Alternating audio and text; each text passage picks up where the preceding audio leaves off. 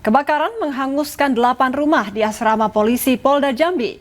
13 unit armada pemadam kebakaran diterjunkan ke lokasi kejadian untuk memadamkan api.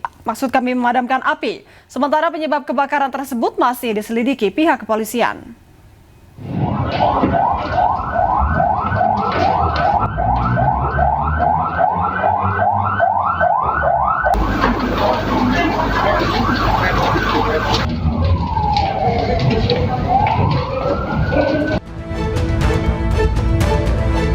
Kobaran api dengan cepat merembet ke bangunan lainnya dan menghanguskan 8 rumah di asrama polisi Polda Jambi di Kelurahan Tambak Sari, Kecamatan Jambi Selatan, Kota Jambi, Kamis siang. Para polisi dibantu warga berusaha memadamkan api dan menyelamatkan sejumlah barang berharga serta kendaraan dari titik kebakaran agar tidak dilalap api.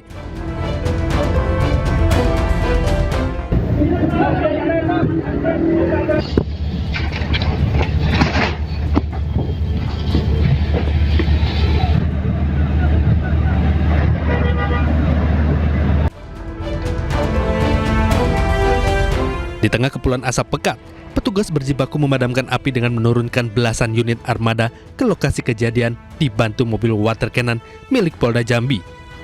Api berhasil dipadamkan 2 jam kemudian. Bahkan dalam peristiwa tersebut, seorang petugas pemadam harus mendapat pertolongan tim medis karena kekurangan oksigen saat melakukan pemadaman kobaran api.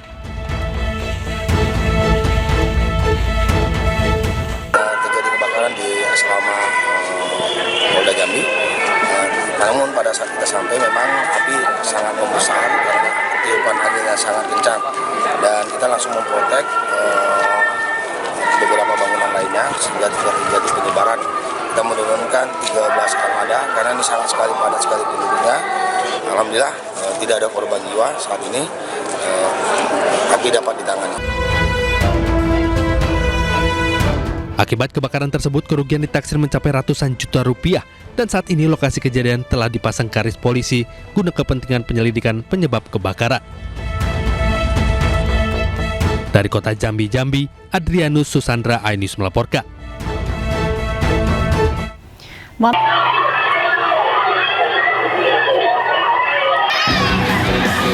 Detik-detik kericuan sepak bola Suratin Cup antara klub Gen B dan RNA terjadi di Gelora Ahmad Yani, Kecamatan Magersari, Kota Mojokerto.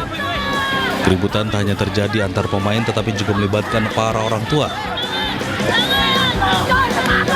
Kericuan bermula saat klub sepak bola RNA menang dengan skor 5-3 lewat tendangan adu penalti melawan klub Gen B.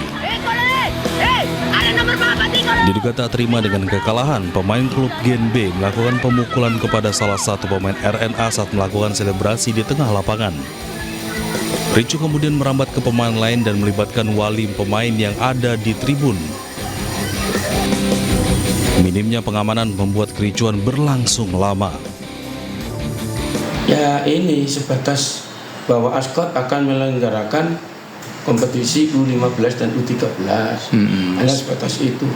Sebelum kejadian itu ya Pak? Ya terkait dengan di lapangan itu urusannya penyelenggara Pak. Kami tidak ikut-ikut karena bukan kewenangannya KONI untuk ikut campur ke sana. Pengurus KONI Kota Mojokerto meminta agar polisi mengusut penyebab kericuan dan memanggil pihak-pihak yang terkait. Dari Kota Mojokerto, Jawa Timur, Solahuddin, iNews melaporkan. Mantan Wakapolri, Komjen Purnawirawan Ugroseno penuhi panggilan klarifikasi Korps Pemberantasan Tindak Pidana Korupsi Polri. Klarifikasi terkait penyelidikan dugaan korupsi pengadaan hibah lahan sekolah polisi wanita periode 2010-2014.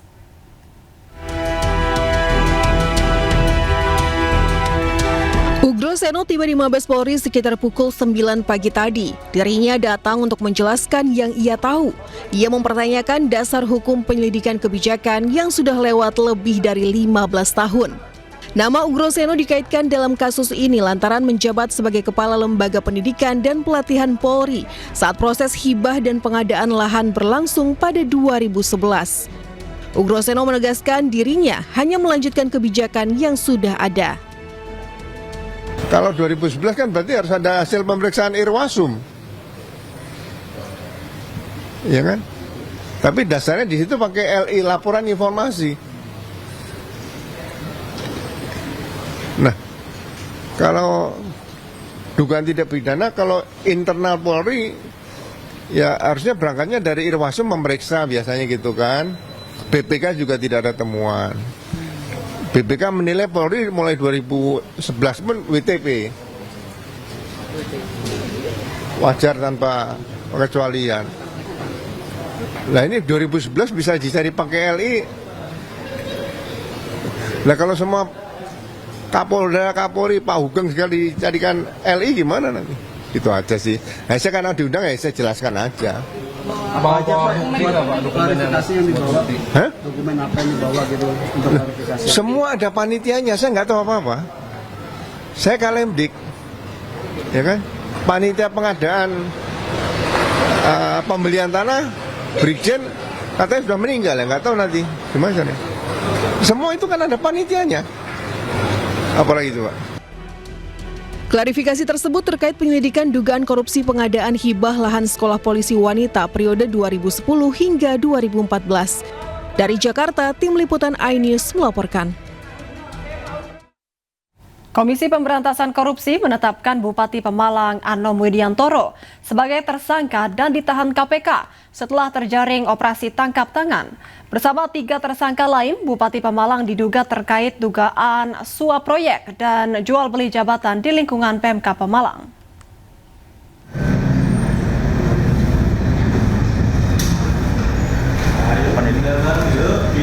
Memakai rompi tahanan, Bupati Anom Widiantoro keluar dari ruang pemeriksaan dengan tangan terborgol pada Kamis pagi. Anom langsung dikirim ke mobil tahanan. Anom pun meminta maaf pada masyarakat Pemalang atas kasus yang menjeratnya. Namun Anom membantah melakukan jual beli jabatan. Sebelumnya KPK menangkap 21 orang dalam operasi tangkap tangan di sejumlah lokasi dengan menyita lebih dari 2 miliar rupiah. Telah dilakukan ekspos dan diputuskan atas perkara ini naik ke tahap penyidikan untuk 2 klaster perkara.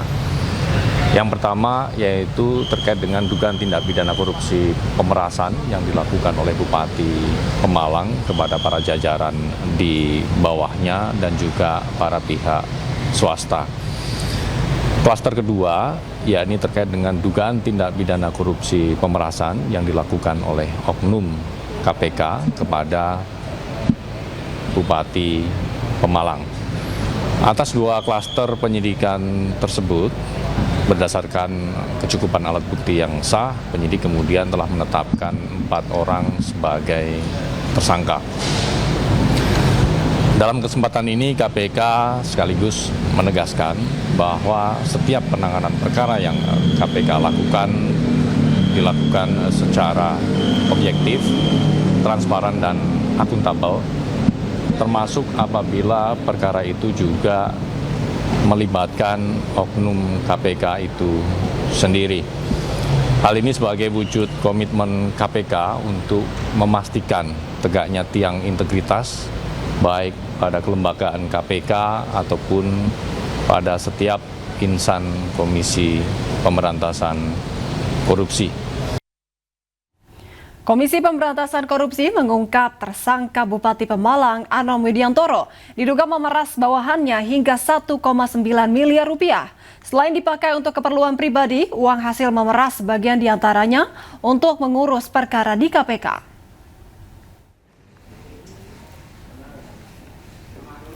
Komisi Pemberantasan Korupsi KPK memperlihatkan barang bukti uang tunai hampir 2 miliar rupiah yang diamankan saat operasi tangkap tangan Bupati Pemalang Anom Widiantoro.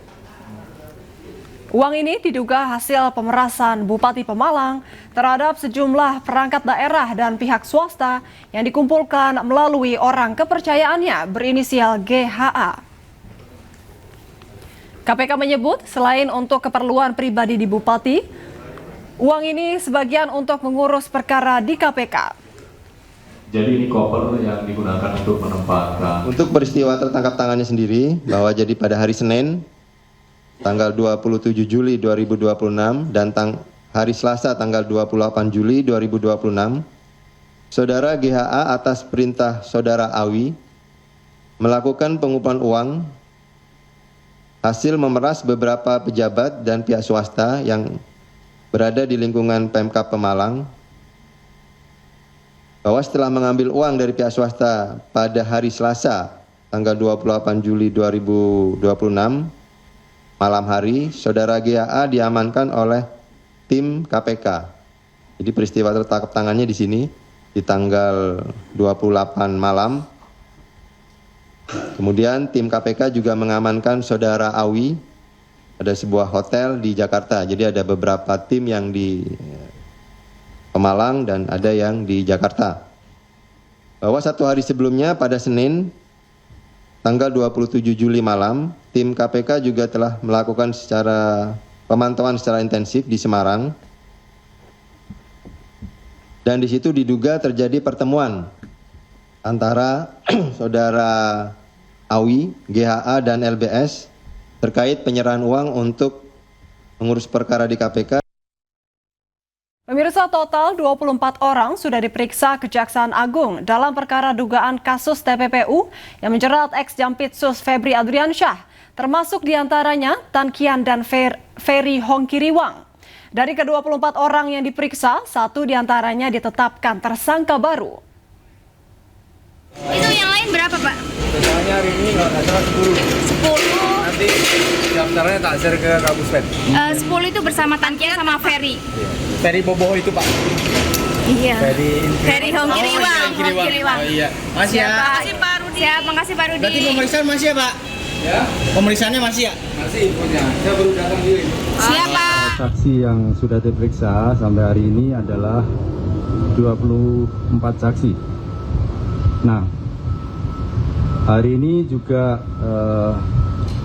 dengan pertimbangan 2 alat bukti,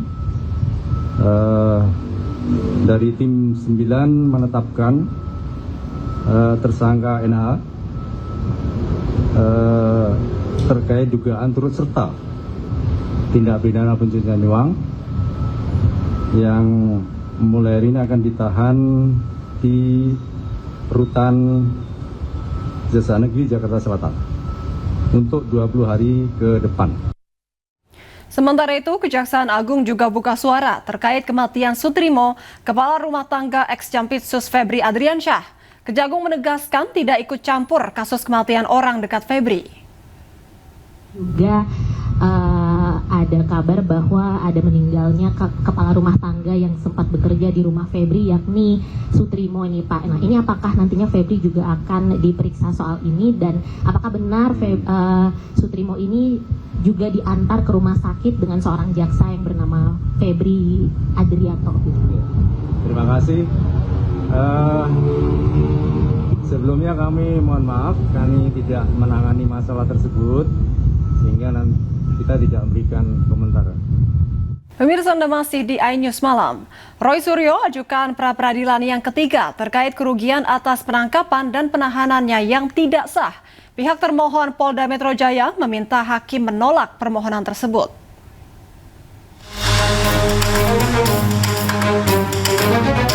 Pra-peradilan ketiga Roy Suryo yang digelar di Pengadilan Negeri Jakarta Selatan kembali digelar Kamis siang dengan agenda pembacaan jawaban termohon. Pihak termohon Polda Metro Jaya meminta hakim menolak permohonan ganti rugi oleh Roy Suryo. Alasannya, tidak sahnya penangkapan dan penahanan Roy Suryo tidak otomatis membuatnya berhak memperoleh ganti rugi. Menurut termohon, Roy Suryo tetap wajib membuktikan kerugian tersebut. Sementara itu, Roy Suryo menyebut kerugian yang dialami Roy Suryo terdiri dari kerugian material dan imaterial. Nilai kerugian tersebut turut memperhitungkan hilangnya kesempatan Roy Suryo untuk menjalankan aktivitas produktif selama 4 hari penangkapan dan penahanan. Yang paling penting adalah kenapa imaterialnya itu memang 100 juta. Sebenarnya itu ada plafon tertinggi yang kemudian dipersyaratkan oleh undang-undang dari 500.000 sampai 100. Kalau teman-teman lihat yang waktu itu menjadi bukti yang kita putarkan pada saat sidang pra-peradilan yang pertama, itu luar biasa ya. Jadi saya bisa menceritakan kejadian sesungguhnya begini. Pada hari Kamis atau sehari sebelum itu kami itu baru pulang dari Bandung. Dan sejujurnya, ini benar sejujurnya, hari Jumat siang tuh saya ada 2 undangan, ya gitu, di 2 podcast, ya gitu. Sabtunya saya tuh mau keluar kota, ya. Sabtu tuh mau keluar kota karena ada permintaan konsultasi teknis, ya. Ini nggak ada hubungannya dengan kasus ijazah, tapi konsultasi teknis. Karena saya biasa memberikan konsultasi di luar kota. Dan teman-teman kalau bisa lihat rate-nya, itu ya mungkin akan bisa tahu lah rate seorang konsultan kemudian keluar kota berapa, ya gitu. Tentu tidak keluar negeri. Saya tidak bisa melakukan keluar negeri, itu kerugian bagi saya karena saya masih dicekal. Dan itu saya bocorkan dikit. Soal pencekalan itu, ya mungkin itu akan kami permasalahkan juga. Kemana? Nanti kita tunggu saja tanggal mainnya. Sementara itu, tim kuasa hukum termohon Polda Metro Jaya gugatan ganti rugi yang diajukan oleh Roy Suryo tidak berdasar dan pembuktiannya tak memadai. Dari Jakarta, tim liputan iNews melaporkan. Polda Metro Jaya menilai gugatan ganti rugi yang diajukan Roy Suryo lewat pra-peradilan tak memiliki dasar hukum. Gugatan tersebut dianggap hanya berdasar pada penilaian sepihak dan tidak objektif.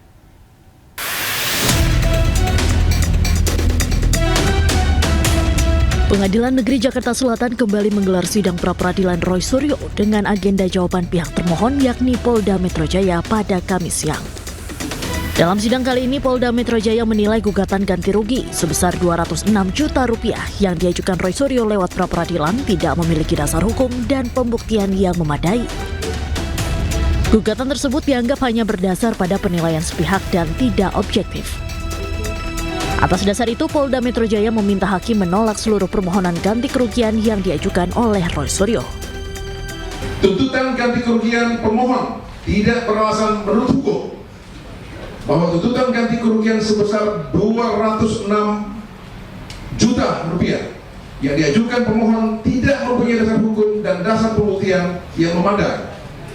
Bahwa sekalipun pemohon mengajukan bukti berupa kwitansi atau bukti pembayaran atas sejumlah pengeluaran, bukti tersebut hanya membuktikan telah terjadinya pengeluaran sejumlah uang, namun tidak serta-merta membuktikan bahwa seluruh pengeluaran tersebut merupakan kerugian yang timbul sebagai akibat langsung kausal verbal dari tindakan termohon dan karenanya wajib dibebankan kepada negara sebagai ganti kerugian. Usai pembacaan jawaban termohon, hakim memberikan kesempatan kepada pihak Roy Suryo untuk menyampaikan tanggapan. Dari Jakarta, tim liputan iNews melaporkan. Dr. Tifa dinilai mantan Hakim Agung Gayus Lumbun menang kasus dugaan fitnah ijazah Jokowi usai Majelis Hakim Pengadilan Negeri Jakarta Timur mengabulkan eksepsinya. Dengan dikabulkannya eksepsi, Gayus Lumbun menyebut status terdakwa Dr. Tifa seharusnya gugur.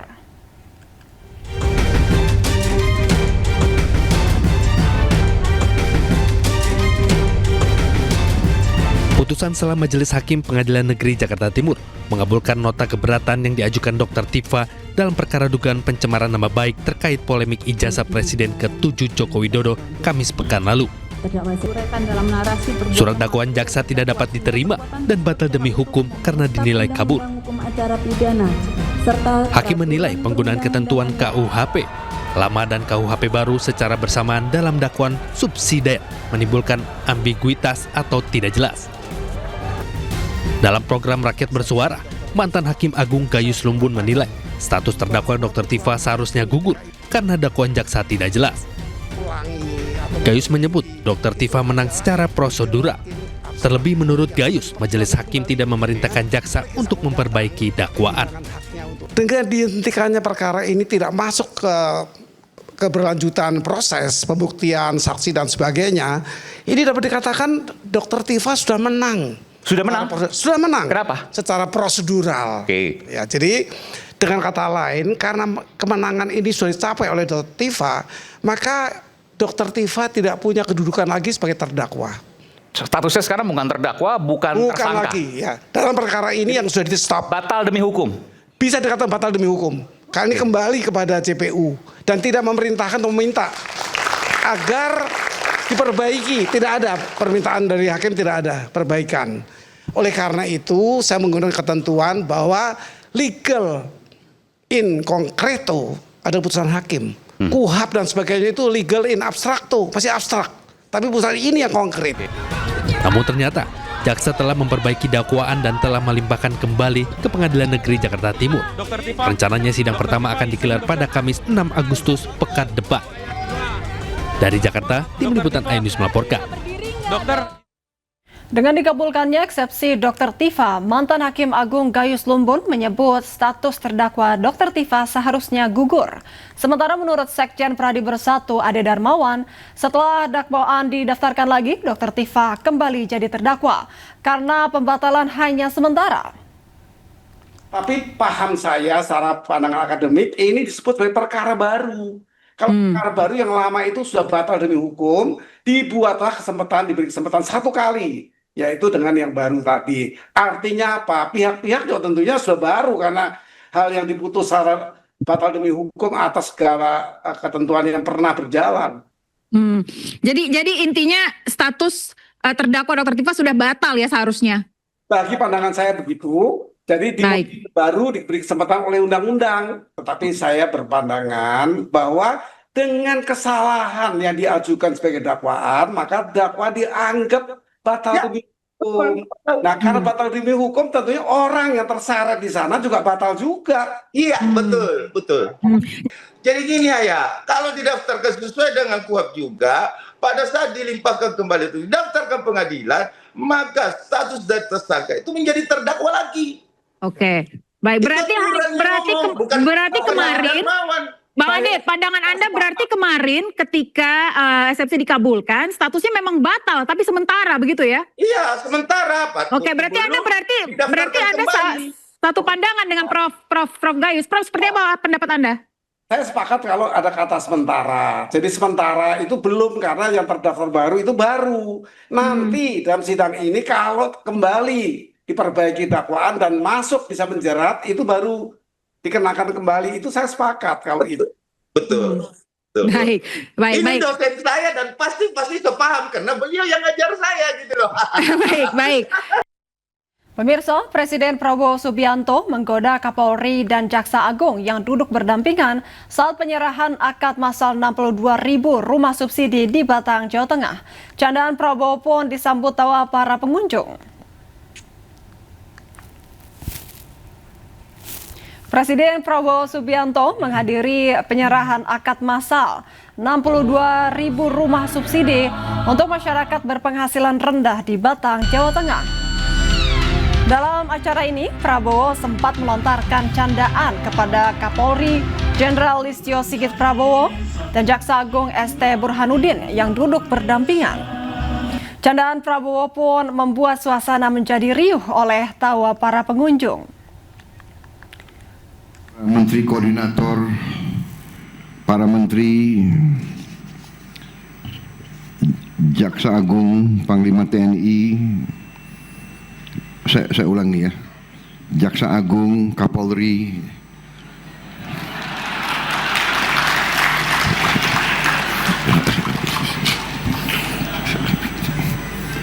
selalu berdekatan.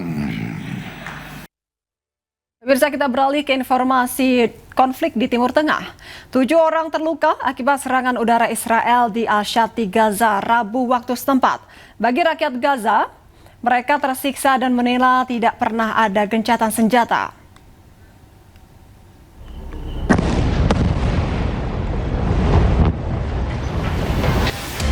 Serangan kembali terjadi di kamp pengungsi Al-Shati, Gaza, Rabu waktu setempat.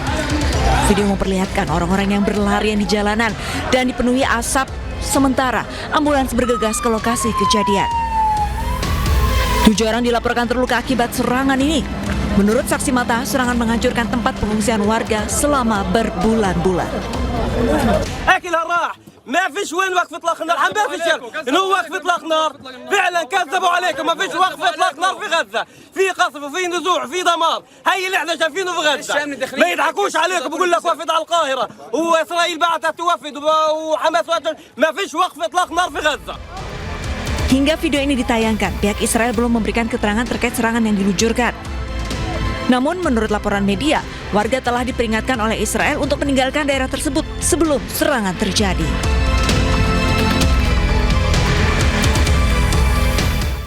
Dampak eskalasi perang antara Iran dan Amerika Serikat, pengungsi Palestina di Yordania minim bantuan internasional.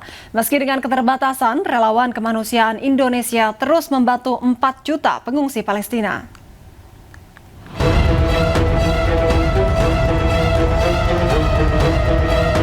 Dampak perang antara Iran dan Amerika Serikat, pengungsi Palestina di Yordania minim bantuan internasional. Meski dengan keterbatasan, relawan kemanusiaan dan mahasiswa Indonesia di Yordania terus membantu pengungsi Palestina yang tersebar di Yordania. Semenjak agresi militer Zionis Israel ke Palestina, Yordania menjadi salah satu negara yang menerima pengungsi Palestina terbanyak, mencapai 4 juta pengungsi di Yordania. Dengan terdampaknya perang antara Iran dan Amerika Serikat, relawan kemanusiaan dan mahasiswa Indonesia yang tergabung di Tim Peduli terus membantu dengan mendistribusikan bantuan bahan pangan sebanyak 25 ton di seluruh tempat pengungsian Palestina di Yordania. Penerima manfaat dari bantuan bahan pangan dari Indonesia ini mencapai 1.000 jiwa di satu tempat pengungsian. Saat ini kami sedang berada di kamp pengungsian yang berada di Suknah, tepatnya di Yordania, dan kami sedang mendistribusikan bahan pangan bantuan untuk saudara-saudara kita Palestina yang berada di Yordania. Untuk teman-teman yang sudah berkontribusi dalam pembagian bantuan ini, terima kasih banyak dan semoga bahan pangan ini bisa bermanfaat untuk saudara-saudara kita semua di sini, dan jangan lupa untuk terus bantu Palestina sampai merdeka. Dengan terdampaknya perang dan minimnya bantuan internasional, para pengungsi Palestina berharap bantuan internasional kembali masuk ke Yordania.